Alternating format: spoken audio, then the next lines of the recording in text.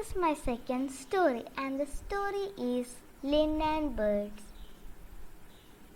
One day, Lynn was feeding a bird.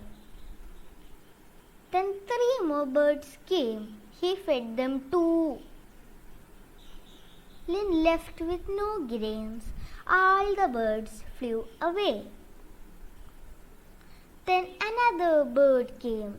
It was very hungry. He asked Lynn, "Can you give me some food? I am very hungry."